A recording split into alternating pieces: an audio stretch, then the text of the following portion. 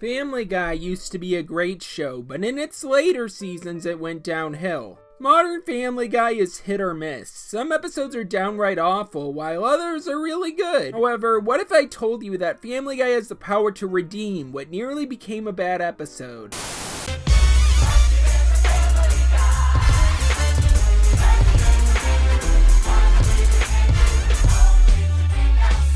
And cry.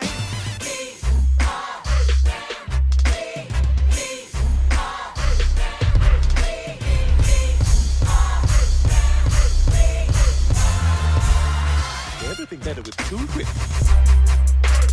This episode aired in 2018 and is from season 16. The episode is titled HTT Pete, and it starts out being pretty bad. I watched this episode online with some friends, which made it less painful, but it was still a chore to get through. The episode begins at Peter's brewery job. His boss says that the company is failing to appeal to millennials. This leads to an instructional video being played. I think that out of all the moments in this episode, this part might be the worst. Still, I will give the show credit. I do like how the video is structured like an old school black and white newsreel. The reel has generic jokes about millennials, and none of them really land. But at the start, it's non-offensive, like jokes about how millennials like sriracha, stuff like that.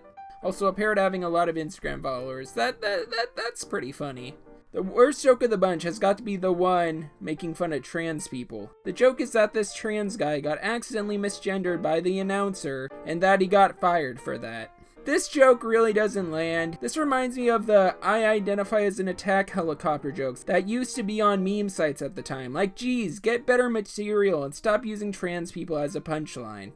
This joke was really in poor taste, but I'm not gonna act like I was super offended by it. I mean, this is Family Guy, so I know that there are going to be politically incorrect jokes. Still, the joke made me believe that this episode was going to be one 20-minute episode making fun of SJWs. However, I was completely wrong.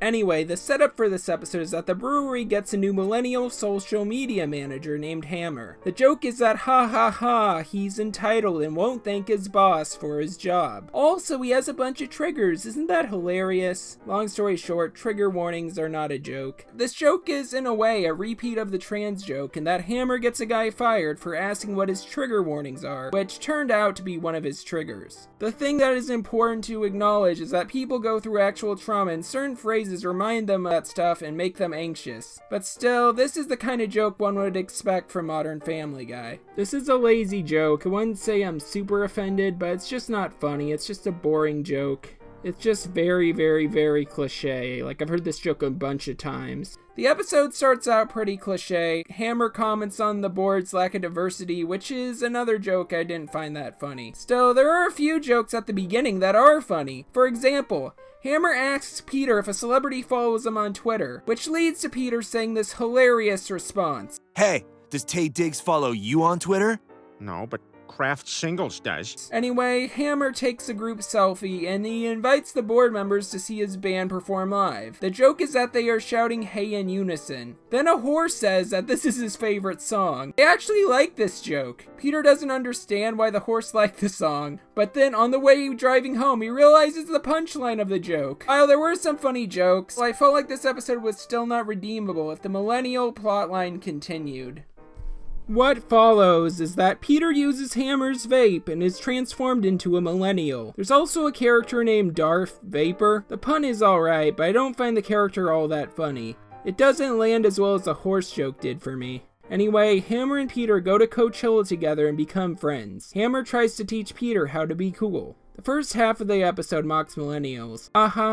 They like avocado toast and Tom's shoes. It's just cliche jokes about hipsters. Anyway, this boring plotline ends with Peter and Hammer texting each other while hoverboarding. Peter texts him asking if he is feeling positive vibes. That seems awfully similar to my catchphrase, Mr. McFarlane. Hammer then texts Peter saying that he might be dead. Peter rushes to see if Hammer is okay, but it's too late. Hammer then tells Peter that he wants to be chopped into street tacos and reveals he's a street taco donor. Anyway, after Hammer dies, the episode improves. Thankfully, this wasn't a full episode about how millennial SJWs are sensitive like I thought it was based on the clickbait video I found on YouTube back when this episode first came out. I haven't seen the video, but I imagine it sounds a bit like this. Hello, it's 25 Cents Guy, and Family Guy just owned the Millennial SJWs. I only watched the first few minutes of the episode, and it's comedy gold. Anyway, I saw online that one person didn't like the episode. Don't you guys know that Family Guy is always politically incorrect?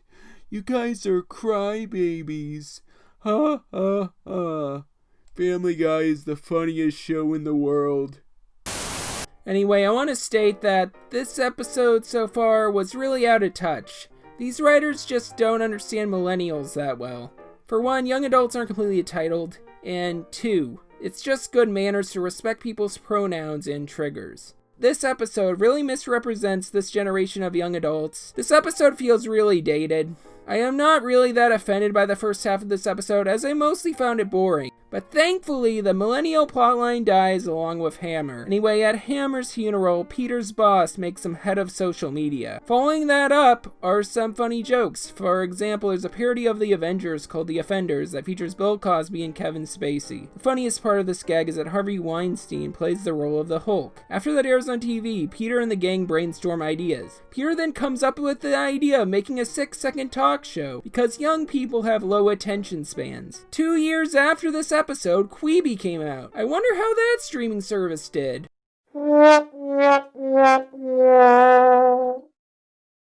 Anyway, Peter's 6-second talk show draws the attention of a Silicon Valley CEO of a company called Boop, named Parker Stanton. He invites Peter to his company headquarters, where the servers of the entire internet are located.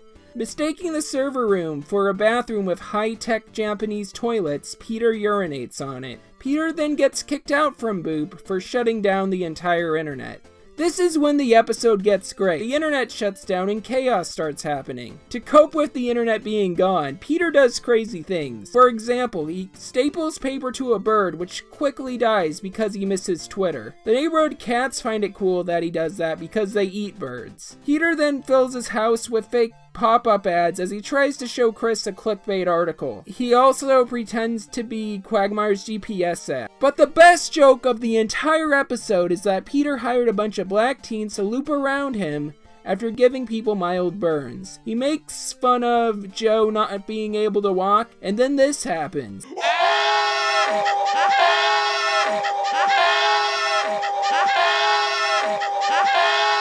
This is such a fantastic scene. Anyway, Peter helps fix the internet. The Griffins then go to a restaurant and text on their phones while the place sets on fire. Rod Serling from the Twilight Zone then shows up, makes a mild burn, and then the black teens loop around him. This is a fantastic ending. Overall, Family Guy is a show that is a mixed bag. Some episodes have a funny beginning and a bad second half. In this case, however, it is the reverse. Anyway, if you don't like modern Family Guy, don't blame Seth MacFarlane, as he just collects his paycheck after doing his voice lines. He's busy doing the Orville. Family Guy, while it has its problem, is a very well put together show. The show has its own orchestra that makes music. That's amazing. If any of you decide to watch modern Family Guy, do it with friends, as it will make the viewing much less painful. Watch an episode all the way through, as there's a chance it might end up being good. This Family Guy episode went from one of the worst to becoming one of the best. If you do want to watch this episode, skip to the funeral scene. The millennial part is dull, while the second half is classic Family Guy. Family Guy, despite having episodes that vary in quality, is full of great meme material. There's a reason why Family Guy Funny Moments compilations are on YouTube.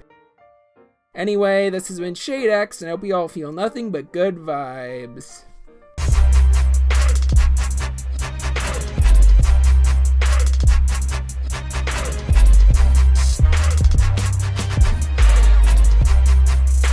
We're gonna be here for a while. Wait, what?